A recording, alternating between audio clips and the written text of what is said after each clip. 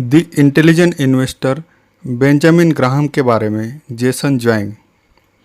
Benjamin Graham कौन थे और आपको उनकी बात क्यों सुननी चाहिए? ग्राहम न केवल अब तक के सबसे बेहतरीन निवेशक थे, बल्कि वे अब तक के सबसे महान व्यावहारिक निवेशक विचारक भी थे।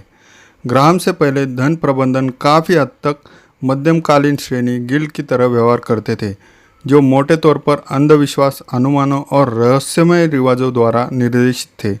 ग्राहम की सिक्योरिटीज एनालिसिस वह पुस्तक थी जिसने इस पुरानी मंडली को आधुनिक पेशेवरों में परिवर्तित किया, तथा इंटेलिजेंट इन्वेस्टर वह पहली पुस्तक है जिसने व्यक्तिगत निवेशकों को उस भावनात्मक ढांचे और विश्लेषणात्मक साधन के बारे में बताया जो वित्तीय सफलता के लिए आवश्यक है। यह निवेश पर आम जनता के लिए लिखी गई सर्वश्रेष्ठ पुस्तक है। इंटेलिजेंट इन्वेस्टर वह पुस्तक है जो मैंने 1987 में फोर्ब्स पत्रिका में बतौर कब रिपोर्टर, युवा रिपोर्टर जिसने ज़्यादा अनुभव नहीं होता की नौकरी पाने के बाद सबसे पहले पढ़ी थी, और मैं ग्राहम की सत्यता को देखकर चकित रह गया था।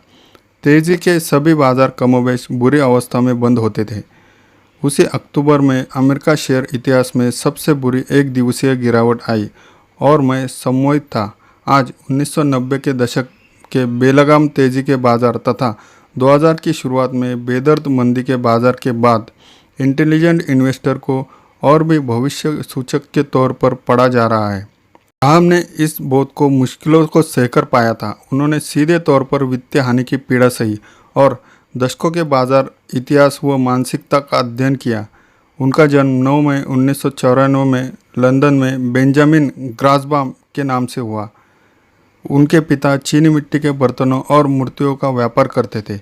जब बेन 1 वर्ष के थे तो उनका परिवार न्यूयॉर्क आ गया। शुरुआत में उन्होंने आलीशान जीवन जिया। अपर 5th एवेन्यू इलाके में स्थित उनके घर में फ्रेंच गवर्नेंस के साथ एक खानसामा और एक गृह सेविका भी थी। लेकिन बेन के पिता का 1903 में निधन हो गया। अब उनकी चीनी मिट्टी के बर्तनों का कारोबार लड़खड़ाने लगा और परिवार धीरे धीरे गरीबी के गर्त में जाने लगा। बेन की मां ने अपने घर को बोर्डिंग हाउस बना लिया। तत्पश्चात शेयर कारोबार के लिए उन्होंने मार्जिन पर धन उधार लिया, जो 1907 के क्रैश में साफ हो गया। अपने शेष जीवन में बेन उस अपमान को याद करते थे जब वे अपनी मां के लिए चेक भुनाने जाते और बैंक टेलर को यह कहते सुनते कि क्या डोरोथी ग्रासबाम का मूल्य $5 है। सौभाग्य से ग्राहम को कोलंबिया यूनिवर्सिटी के लिए स्कॉलरशिप मिल गई, जहां उनकी प्रतिभा पूर्ण पुष्पित हुई। वे 1914 में अपनी कक्षा में दूसरे स्थान पर रहकर स्नातक हुए। ग्राहम के अंतिम सेमेस्टर से पहले ही 3 विभागों अंग्रेजी, दर्शन और गणित ने उन्हें अपने यहाँ पढ़ाने का प्रस्ताव लिया। उस वक्त वे 20 वर्ष के थे। ग्राहम ने अकादमिक की जगह वॉल स्ट्रीट में जाने का फैसला किया। उन्होंने एक ब्रांड ट्रेडिंग फर्म में बतौर क्लार्क शुरुआत की और जल्द ही विश्लेषक बन गए। फिर भागीदार और थोड़े ही समय में अपनी पार्टनरशिप निवेश फर्म चला रहे थे।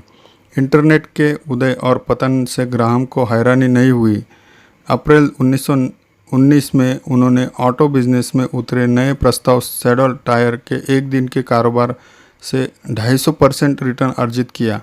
अक्टूबर तक कंपनी धोखेबाज साबित हुए और उसके शेयर मिट्टी के भाव हो गए। ग्राहम शेयरों के सूक्ष्म, लगभग आणविक विवरण अनुसंधान में माहिर हो चुके थे। 1925 में यूएस इंटरनेट कॉमर्स कमीशन की तेल पाइपलाइन में आई अस्पष्ट रिपोर्टों में उन्हें ज्ञात हुआ कि नॉर्दर्न पाइपलाइन कंपनी, जो उस वक्त $65 प्रति शेयर पर कारोबार कर रही थी, उसके पास हाई क्वालिटी बॉन्ड्स है जो कम से कम $80 प्रति शेयर के हिसाब से है। उन्होंने वह स्टॉक खरीद लिया। उसके मैनेजर को लाभांश बढ़ाने के लिए बार बार तंग किया और 3 वर्ष बाद इस पर $110 प्रति शेयर हासिल कर लिए। 1929 से 1932 के ग्रेट क्रैश के दौरान लगभग 70% गंवा देने के बावजूद ग्राहम तेजी के बाजार में टूटने के बावजूद सौदेबाजी का लाभ लेकर इन दुष्परिणामों से बचे व समृद्ध हुए।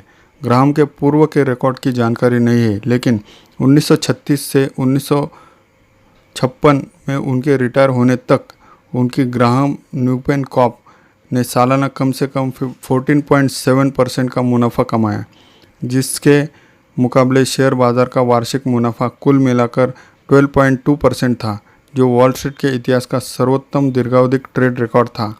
ग्राहम ने यह कैसे किया?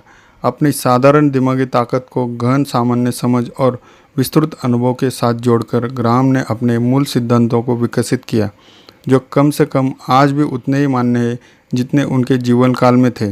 स्टॉक केवल टिकर सिंबल या इलेक्ट्रॉनिक किप नहीं होता, वह वास्तविक कारोबार में स्वामित्व का हित है, जिसका आधारभूत मूल्य इसके शेयर के भाव पर निर्भर नहीं होता।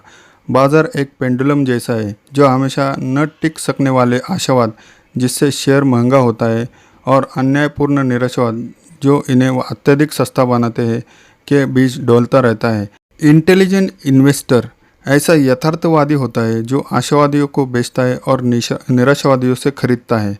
किसी भी निवेश का भावी मूल्य उसके वर्तमान भाव का फल है। आप जितना ज़्यादा भाव देंगे, आपका रिटर्न उतना ही घटेगा। आप चाहे जितने भी सावधान रहे, एक जोखिम है जिससे निवेशक कभी नहीं बच सकता, यह यानी गलत होने का जोखिम। इसके लिए सिर्फ इस पर जोर देना चाहिए जिसे ग्राहम मार्जिन ऑफ सेफ्टी कहते थे। कभी भी ज़्यादा मूल्य न दें, भले ही निवेश कितना भी उत्साहवर्धक क्यों न हो। इससे आप अपनी खुद की गलतियों को न्यूनतम कर सकते हैं। आपकी वित्तीय सफलता का रहस्य आपके अपने भीतर है। अगर आप ऐसे आलोचनात्मक विचारक बन जाएं जो वॉल स्ट्रीट के किसी भी तथ्य का आस्था नहीं रखता और आप पूरे धैर्यपूर्ण विश्वास के साथ निवेश करते हैं, तो आप सबसे खराब मंदी के बाजार में भी स्थिर प्रगति कर सकते हैं।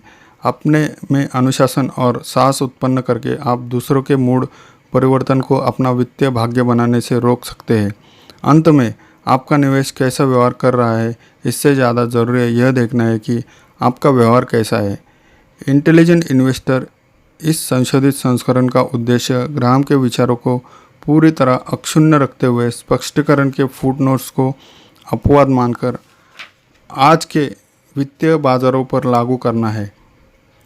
ग्राहम के लिखे हर अध्याय के बाद आपको नई टिप्पणी मिलेगी। पाठकों के लिए निदर्शों में मैंने ऐसे हालिया उदाहरण जोड़े हैं जो आपको दिखाएंगे कि ग्राहम के सिद्धांतों आज भी कितने प्रासंगिक और मुक्त है।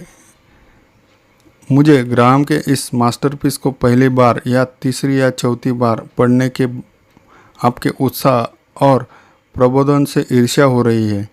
सभी उत्कृष्ट कृतियों की तरह यह भी दुनिया को देखने के हमारे तरीके को बदल देती है और हमें शिक्षित करके इसका नवीकरण भी करती है। आप इसे जितना ज़्यादा पढ़ेंगे उतनी अच्छी तरह समझेंगे। ग्राहम को अपना मार्गदर्शक बनाकर आपके और भी अधिक इंटेलिजेंट इन्वेस्टर बनने की गारंटी है। आपका दिन शुभ हो। धन्यवाद।